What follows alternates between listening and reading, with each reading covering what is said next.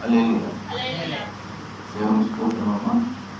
మరి మహాపరిశుద్ధమైన యేసయ్యకి మరి ఫస్ట్ వందనాలు. సమయం ఇచ్చిన సంఘ కాపరికి కూడా వందనాలు. మరి దేవుని మాటలు జుట్టు తేనె తాళ్ళ వంటి మీకు అందరికీ తెలుసు. నేను దేవుని మాటలు 4 చెప్పే ముందు నా సాక్ష్యం ఒక్క నిమిషం చెప్తాను. మీకు అందరికీ తెలుసు, నేను 5వ కుటుంబం నుంచి వచ్చేవాడిని.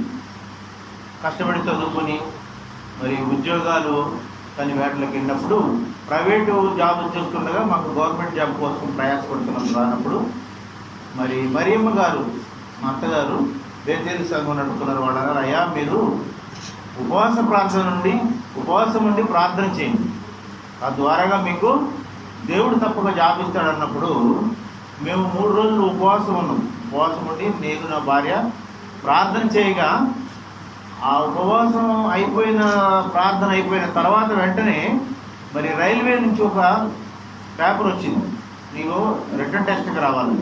అది ఎప్పుడో 2 సంవత్సరాల క్రితం పెట్టినటువంటి కాగితం, అది మీరు రావాలి అని వస్తే వీళ్ళందరూ అన్నారు, రైల్వే ఉద్యోగం అంతా ఈజీ కాదు, రావటము చాలా కష్టము, చిన్న క్లాస్ 4 ఎంప్లాయీ జాబ్ రావడం అంటేనే లక్షలు పెట్టాలి.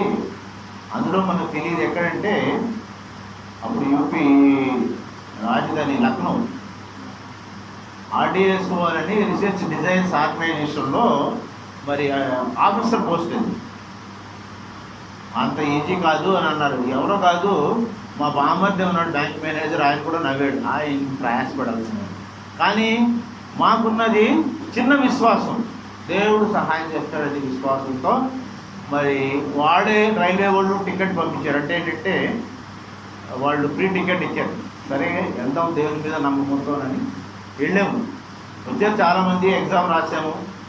వాళ్ళు అన్నారు కదా, బాబు మీరు ఉండండి, మేము 3 గంటల లోపే మేము ఎగ్జామ్ ఎవరు పాస్ అయ్యారు చెప్తాము, తర్వాత వేరే నుండి వెళ్ళిపోతున్నాం. లక్కగా అందులో పాస్ అయిన వాళ్ళ నా పేరు ఉంది, దేవుని స్తోత్రము. మరుసటి రోజున మళ్ళా ఇంటర్వ్యూ ఉంది. ఇదంతా అనుకోకుండా జరిగిపోయింది. ఇదంతా ఏంటో నన్ను ఆ తర్వాత ఇంటర్వ్యూలో కూడా సెలెక్ట్ అవ్వటం. వాళ్ళు అన్నారు కదా, బాబు మీకు 10 డేస్లో వచ్చి జాయిన్ అవ్వమన్నారు. ఇదంతా అద్భుతం కదా. మరి రైల్వేలో జాబ్ అంటే మేము చూసాము, మా మామగారు కూడా రైల్వేలో చేస్తుండేవాళ్ళు. ఒక గ్యాంగ్ మ్యాన్ అని, స్విచ్ మ్యాన్ అని ఉండేవాడు. వాళ్ళు చేస్తుంటే వాళ్ళ దగ్గర పోర్టర్స్ పనిచేసేవాళ్ళు. వాళ్ళు తిరుగుతూ ఉండేవాళ్ళు, బాబు మాకు జాబ్ ఇప్పించండి, మేము ఇవి డబ్బులు ఇస్తాం, అవి ఇస్తామని. కానీ ఇవన్నీ ఎలా జరిగినాయి? మన దేవుడు ఆశ్చర్యకరుడు, అద్భుతకరుడు. మనము ఏమి అనుకుంటావో అవి చేస్తాడు. అదేవిధంగా ఇప్పుడు వరకు మేము దేవుడు ఎంతగానో ఆశీర్వదించాడు మమ్మల్ని. 2 బిడ్డలు, వారికి బిడ్డలు, వాడు జాబ్ చేస్తున్నాను. దేవుడు ఎన్నో ఇచ్చాడు మాకు మేళ్ళు. మరి నేనేమి ఇచ్చానని చూసుకుంటే ఏమీ ఇవ్వలేదు. నేను డిసైడ్ చేసుకున్నాను, ఇంకా బ్రతుకు పొద్దుదినములు అన్నాను, నా సమయము నా చేతనంత వరకు నేను దేవుడు సేవ చేయాలి. దేవుడు మనకి మా ధనమిస్తాకి ఆయన పేదవాడు కాదు, ఆయన మహారాజు, ఆయన అధిక ధనుకుడు. ఆయన ఒక మాట సెలవిస్తేనే మనకి ఎన్నో కోట్లు వచ్చేటటువంటి ఆయనకి మనం ధనమిస్తాం. కానీ నీ హృదయాన్ని కోరుతున్నాడు ఆయన ఏం కోరట్లేదు, నువ్వు సమయాన్ని ఇవ్వు, దేవునికి సమయం. అందుకనే మీరు తెలిసిన వాళ్ళందరూ కూడా ప్రార్థన చేయండి. నేను మా కుటుంబము మిగిలిన సమయం అంతగాను దేవుని గురించిలాగా అట్లాగాను. నా మిస్సెస్ అక్కడ హైదరాబాద్లో సేవ చేస్తుంది, అక్కడ శ్రీలకోట నడవటము. మేము ఆన్లైన్లో గూగుల్ మీట్లోనూ ఒక 250 మంది వరకు ఉంటారు. వాళ్ళంతా కలుసుకుని ప్రేయర్ చేసుకుని దేవుని వాక్యం పంచుకుంటున్నాం. ఒక చిన్న మందిరం కూడా కట్టాము అక్కడ. అందరూ మీరు కూడా ప్రార్థన చేయండి. మనం ఏంటంటే మనం ఎంతో సంపాదిస్తాం, అది ముఖ్యం కాదు. దేవుడికి కావాల్సింది ఏంటంటే నీ విరిగి నలిగిన హృదయం ఆయన కోరుకుంటున్నాడు. పశ్చాత్తాపంతో ఆయన దగ్గరికి వచ్చి, అయ్యా నాకు ఇది కావాలి అని అనుకో, మనసులో అది జరుగుతుంది. వాటి గురించి నేను బైబిల్లో కొన్ని వ్యక్తులు వాళ్ళ మనసులో అనుకున్న మాటల గురించి నేను చెప్పాలని ఆశపడుతున్నాను. మా దగ్గర 10 నిమిషాలు ఇస్తారు కదా. మొదటి రాజుల గ్రంథం చూడండి అమ్మా. 1 కింగ్స్, మొదటి రాజుల గ్రంథము 1వ అధ్యాయము. అగీతు కుమారుడైన అదోనియా గర్వించిన వాడే. ఎలాంటి వాడండి ఈయన? గర్వించిన వాడై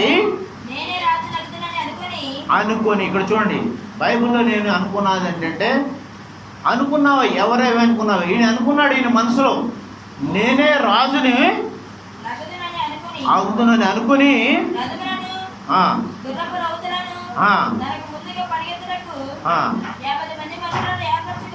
అవును. అతని తండ్రి నీవు ఇలాగున ఎలా చేయుచున్నావని అందుచేత ఎప్పుడైనా విచారించి చేయలేదు. చాలమ్మా. ఇక్కడ మనం అనుకున్నది ఏంటంటే, ఈ బైబిల్లో ఎవరైతే ఏమైతే అనుకున్నారో వాళ్ళ యొక్క స్వభావాన్ని బట్టి దేవుడు ఆశీర్వదించాడు. ఈయన ఇక్కడ క్లియర్గా చెప్తుంది, అగీతు కుమారుడైన అదోనియా ఈయన గర్వించిన వాడై, ఈయన గర్వ హృదయం గలవాడు. గర్వము నాశనానికి కారణం. మంచి హృదయం కాదు ఈయన. డేవిడ్ మహారాజు కుమారులో ఈయన కూడా ఒకడు. ఆయన డేవిడ్ మహారాజు గారు ఆయన ప్రియకుమారుడైన వేరే అతనికి సొలొమోను రాజు గారికి పట్టాభిషేకం చేయాలనుకుంటే తండ్రి అనుమతి లేకుండా, మరి పరిచయాల అనుమతి లేకుండా ఈయన మనసులో అనుకుంటాడు, నాకు నేనే రాజుడని గర్విష్ఠు హృదయం ఉంది. అలా గర్విష్ఠు హృదయంతో మన అందరికీ తెలిసిన విషయమే, ఇదంతా చూడవసరం లేదు. అలా గర్వము గల హృదయంతో ఉన్నటువంటి వాడు నాశనం అయిపోతాడు, చివరికి రాజు వలన చంపబడతాడు. అందుకని గర్వ హృదయము మంచిది కాదు. గర్వము మరి నాశనానికి మూలం. ఆ రాజు అయినటువంటి వాడే మరి నాకు నాయనే మరి తండ్రిని అడగలేదు, పరిచయాలను అడగలేదు, పెద్దలను అడగలేదు, ఏం చేద్దామని అనుకోలేదు. ఆయనే నేనే రాజు అనుకొని అని గర్విస్తే హృదయంతో వీళ్ళందరినీ ఫ్రెండ్స్ని వీళ్ళందరినీ పోగు చేసి అక్కడికి వెళ్ళిపోయి నాకు నేనే రాజునని ప్రకటించుకుంటాడు. అదేవిధంగా ఇంకొకటి చూస్తే 2వ రాజులు 5:12 చూడండమ్మా. 2వ రాజులు 5:12 నయమాను గారి స్టోరీ మనకు అందరికీ తెలిసింది.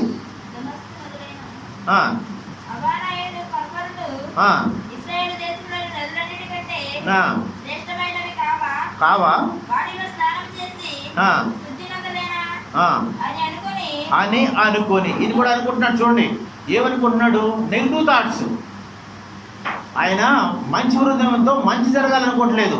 అక్కడ చూడండి, నయమాన్ అనేటువంటి ఒక అధికారిని ఈ నదుల్లోకి తీసుకొచ్చి, ఇక్కడ మీరు మా పరిచయుడు మా దైవజనుడు చెప్పిన మాట ఇది, మీరు ఆ నదిలో 7 మార్లు మునిగిన ఎడల మీకున్నటువంటి ఆ భయంకరమైన రోగం పోయి పసిపిల్ల దేవునితో వస్తారని వాళ్ళ దగ్గర పనిచేసే వాళ్ళు చెప్పినప్పుడు ఆయన ఏమని అనుకుంటాడు, మా దేశంలో నదులు లేవా, మా దేశంలో ఇవి లేవా, మేము అక్కడ మునగలేమా అని అనుకుంటాడు.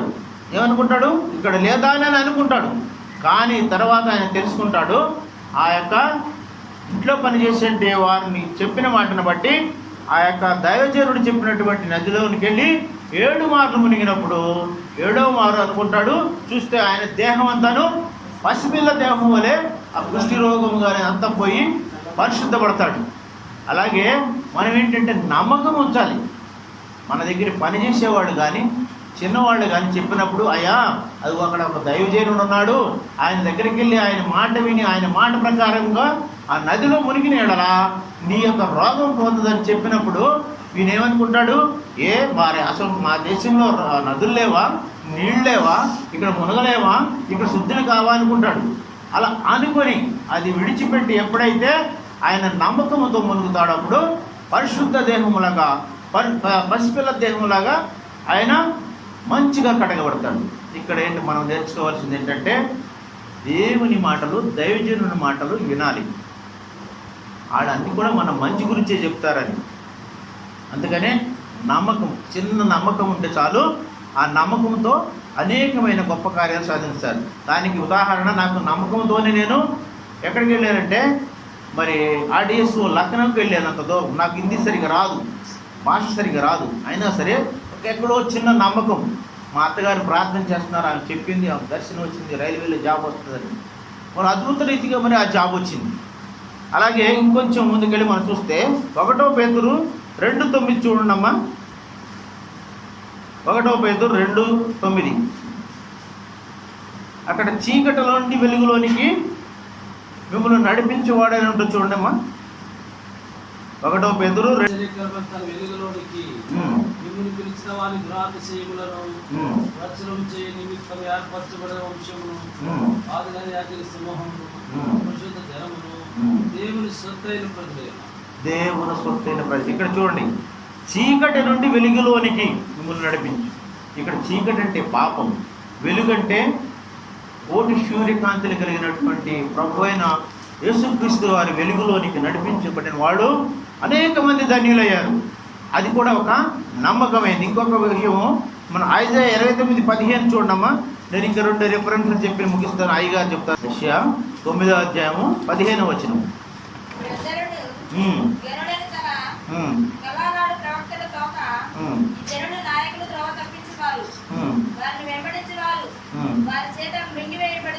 కాదమ్మా, ఎక్కడ చూస్తున్నా?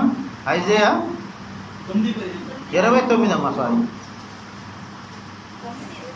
Isaiah 29:15, sorry 29.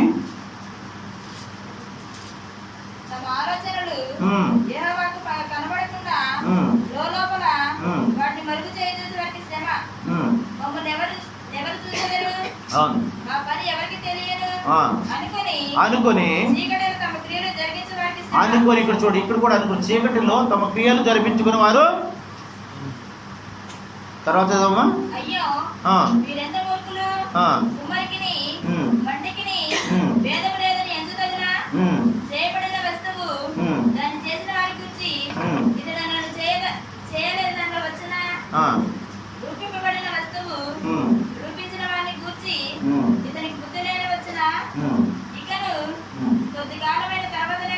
చాలా మంది ఇక్కడ ఏంటంటే మనం నేర్చుకోవాల్సింది, ఇక్కడ చూడండి, చీకటి కదా అని మనము చాలా పాపాలు చేస్తాం.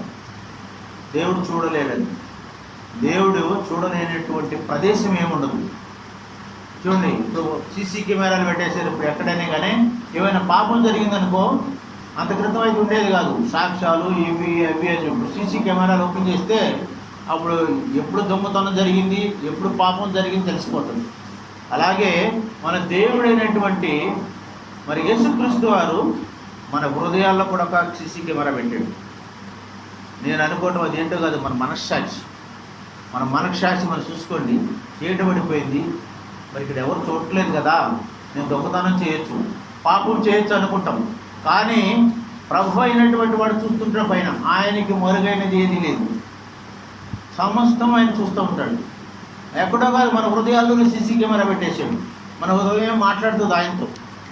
నువ్వు తర్వాత పశ్చాత్తాపం పొంది దేవుని సన్నిధికి వచ్చి పాపాలు ఒప్పుకున్నప్పుడు ఆ పాపాలన్నీ కనిపిస్తుండే. అదిగో నాయనా, నువ్వు అప్పుడు ఆ పాపం చేసావు. మన మనస్సాక్షితో మాట్లాడతాడు దేవుడు. అందుకనే మనం ఏ పాపం చేయాలని అనుకున్నా కానీ భయపడతానికి. ఎందుకంటే ఎక్కువ పాపాలు చీకటంలో జరుగుతాయి. ఎందుకంటే అనుకుంటారు కదా, ఎవరు చూడలేదు అనుకుంటాం. కానీ దేవుడు అనేవాడు చూస్తానంటాడు. మన హృదయం అనేటువంటి సీసీ కెమెరా చూస్తుంది. ఇప్పుడు ప్రతి ఒక్క మా ఇంటి దగ్గర కూడా పెట్టాము, ప్రతి ఒక్కరు సీసీ కెమెరాలు పెడుతున్నారు. ఎవరు వచ్చారు, ఎవరు వెళ్ళారు, ఏంటి అవన్నీ కూడాను ప్రతి ఒక్కరు. అట్లాగే టెక్నాలజీ పెరిగిపోయింది. కానీ దేవుడు ఆనాడే మన హృదయంలో మన మనస్సాక్షి పెట్టాడు. మనము ఏ పాపం చేయకుండా దేవుని భయంతో ఉంటే మనము ఏ చీపు చింత లేకుండా ఉంటాం. అది మా యొక్క నమ్మకం.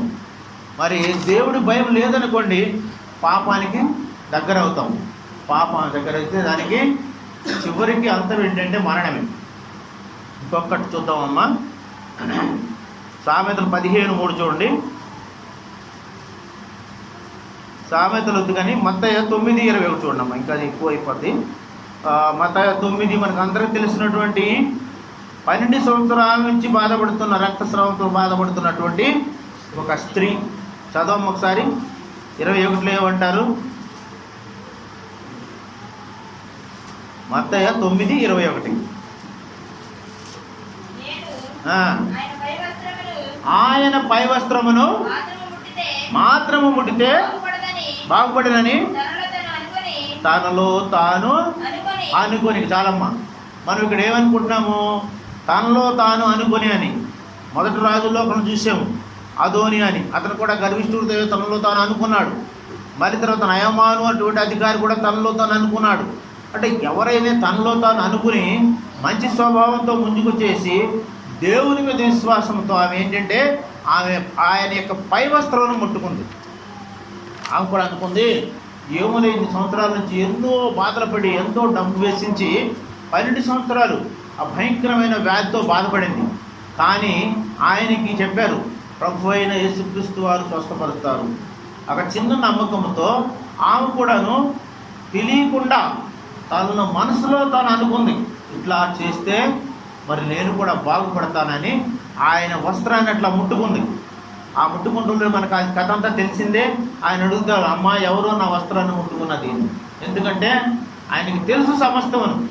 మనం అనుకుంటాం కదా, ఆ ఎవరికి తెలియదులే దొంగచాటుగా వస్త్రం ముట్టుకుంటున్నామని. ఆ వెంటనే ఆమె స్వస్థపడుతుంది. చూసారా, ఆమె కూడాను మనసులో మంచిగా తలంచింది, అనుకుంది, నేను కానీ ఆయన వస్త్రాలను ముట్టుకుంటే నేను తప్పకుండా స్వస్థపడతానని. ఇంకొంచెం ముందుకెళ్ళి మనము లూకా 15:19 మనకు అందరికీ తెలిసినటువంటి స్టోరీ ఉంది, తప్పిపోయిన కుమారుడు. లూకా 15:19 తప్పిపోయిన కుమారుడు గురించి ఆ చిన్న ఒక స్టోరీ ఉంటుంది, చూడమ్మా.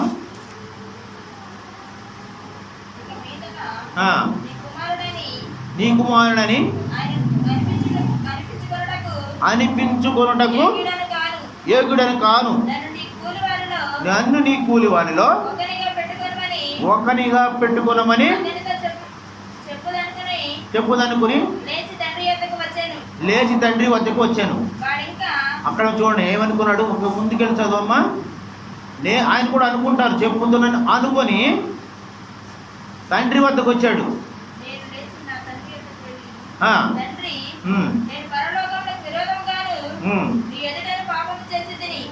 చాలమ్మా. ఇక్కడ ఈయన కూడా ముందు వచ్చేసి నన్ను నా తండ్రి తీసుకుంటాడా లేదా అని, కనీసం ఈ పని మనుషుల్లో ఒక పని మనిషినైనా తీసుకుంటాడేమోనని అనుకొని మనసులో అప్పుడు లేచి తండ్రి దగ్గరికి వస్తాడు. కానీ ఆయన తలంచింది మంచిదే. ఆయన విరిగి నలిగిన హృదయంతో అంతా నష్టపోయి మరి తండ్రి దగ్గరికి వస్తాడు, దేవుని దగ్గరికి వస్తాడు. మరి దేవుడు ఎంతో ప్రేమమయుడు కదా, తండ్రి మరి ఊరుకుంటాడా? ఆయన వెళ్ళిపోయి మెడ మీద పడి ముద్దు పెట్టుకుని ఇంటికి తీసుకొచ్చి ఉంగరం తొడిగి కొవ్విన దూడలు కోసి, ఇదిగో నా కుమారుడు తిరిగి వచ్చాడని గొప్ప విందు చేస్తాడు. అలాగే మన తండ్రి వద్దకు మనం వెళ్ళి మన విరిగిపోయి నలిగిన హృదయంతో, అయా నేను పాపిని, అయా నేను తప్పు చేశాను, అయా నేను ఎన్నో భయంకరమైనటువంటి వీటిలో తిరిగాను, నన్ను చేర్చుకొని ఆయన అని ఆ దేవుని దగ్గరకు వచ్చి అడిగితే ఆయన ఎంతో ప్రేమగా తండ్రి అయిన దేవుడు మన దగ్గరకు ఇస్తాడు. ఇంకొక చిన్న ఉదాహరణ చూద్దామమ్మా. దానియేలు 4:30 చూడమ్మ ఒకసారి. దానియేలు గ్రంథము 4:30.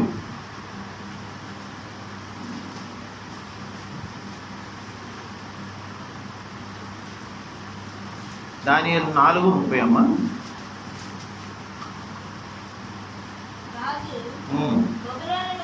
రాజు బబులోనును ఈ మహావిశాల పట్టణమును కనపరచుటకై నా రాజధాని నగరముగా కాదా అని తనలో తాను అనుకున్నాడు. చూడండి ఏమనుకున్నాడు, అదాలమ్మ. ఇది కూడా మనం మన టాపిక్ ఏంటి, తన మనసులో తాను అనుకొని. ఈయన కూడా మహారాజు గారు ఈ పట్టణం అంతా నేను కట్టించింది కాదా అని గర్వంతో అనుకుంటాడు. ఆయనకి ఈ స్టోరీ మనకు తెలుసు. చివరికి ఏమైపోతాడు, అడవిల పాలు అవుతాడు, గడ్డి మేస్తాడు. చూడండి, గర్వంతో ఎవరైనా మనసులో అనుకున్నా కానీ దేవుడు తెలిసిపోతుంది. మేము అనుకుంటాం కదా, ఆయనకి ఏం తెలుసులే అనుకుంటాడు. మన హృదయ రహస్యాలు తెలిసినటువంటి గొప్ప కరుణామయుడు మన దేవుడు. మన హృదయంలో ఏమున్నది, ఏమనుకున్నది వాళ్ళు కరెక్ట్గా ఆయనకి వెళ్ళిపోతుంది. మనం అనుకుంటాం కదా, చీకట్లో పాపం చేస్తున్నాం చూడలేదు, మనం అనుకుంటున్నాం మనం దేవుడు తెలియదు, అన్నీ తెలుసా. ఈ చూడు ఈయన అనుకున్నాడు. మన ముందే ఇన్ని ఎగ్జాంపుల్ ఉన్నాయి. ఈ పరిశుద్ధ గ్రంథంలో ఇంకా అనేకమైనవి ఉన్నాయి. ఇంకొకటి చూస్తే మనము మరి మరియమ్మ గారి భర్త యేసపు గారు కూడా అనుకుంటారు, కన్యగా ఉండగానే గర్భం దాల్చిందే, రహస్యంగా ఆమెని విడనాడుతున్నా అనుకుంటారు. అట్లా ఇంకెన్నో ఉన్నాయి. ఆయన విడనాడుతాను అనుకుంటాం. కానీ అప్పుడు దేవుని దూత పంపిస్తుంది, అయ్యా తప్పది, ఇది దేవుని యొక్క ఆజ్ఞ, దేవుని యొక్క పరిశుద్ధాత్మతో నింపబడి ఆమె కన్య గర్భముగా ఈ లోకరక్షకుడు వస్తాడు అని చెప్పినప్పుడు ఆయన మంచివాడు కాబట్టి, నీతిమంతుడు కాబట్టి విని నమ్మి దేవుని యొక్క మాటకు విడనాడక అవన్నీ తెచ్చుకుంటాడు. అట్లాగే మనము మనసులో ఏమన్నా అనుకుంటే అది మంచి స్వభావంతో, పాజిటివ్ యాటిట్యూడ్తో మనం మంచిగా అనుకుంటే, గర్వ హృదయంతో అనుకున్నవాడు చూసాం కదా నాశనం అయిపోయాడు. మంచిగా అనుకునే వాళ్ళు స్వస్థత పొందారు. అది చూడండి, 12 సంవత్సరాలు చూడండి, ఎంత ఒక్క సంవత్సరం ఉంటేనే స్త్రీలు ఎంత బాధపడిపోతారు. రక్తస్రావం గల స్త్రీ గురించి మీరు అందరికీ తెలుసు బైబిల్లో.